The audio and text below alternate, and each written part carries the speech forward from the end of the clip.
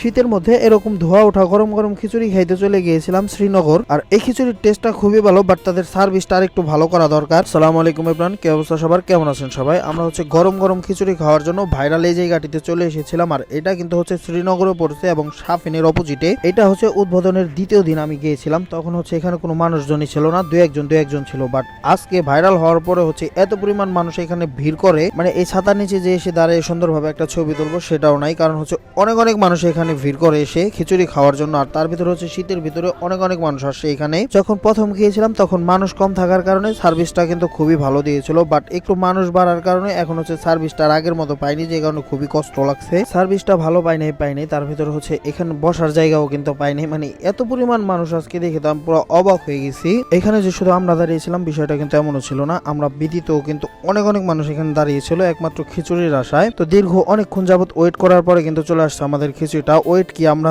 City পাইতেছিলাম না, তারপরে আরো 2-3 জনের সাথে শেয়ার করে এই টেবিলে বসছি। তো বিষয়টা তাদের যে খিচুড়িটা আছে এটা আমি আগেও ট্রাই করছি একবার এসে, তো তখনও অনেক বেশি মজা ছিল। বাট এই খিচুড়িটাও অনেক বেশি মজা, কিন্তু তাদের এইটার থেকেও সালাডটা তার থেকে বেশি মজা খিচুড়ির চেয়ে। আর খিচুড়িটা কিন্তু অনেক বেশি গরম ছিল, ফুপরে খাইতেছিলাম, এই জিনিসটা অনেক বেশি ভালো লাগতেছিল। আর এই সাইডে কিন্তু ভাইগনাও আছে। আগের বার আসছিলাম দীপু ভাইকে নিয়ে, আর আজকে আসছি ভাইগনাকে নিয়ে। দীপু ভাই আজকে টিপে গিয়েছে, যে কারণে ভাইগনার আমি চলে আসছি খিচুড়ি খাওয়ার জন্য। সো গাইস, তাদের খিচুড়ির টেস্টটা কিন্তু সত্যি খুব ভালো ছিল, যারা খাইছেন তারা জানেন। আর জায়গাটাও কিন্তু খুব সুন্দর ছিল, তবে তাদের সার্ভিসটা আর একটু উন্নত করার দরকার, আর একটু আপডেট করা খুবই দরকার।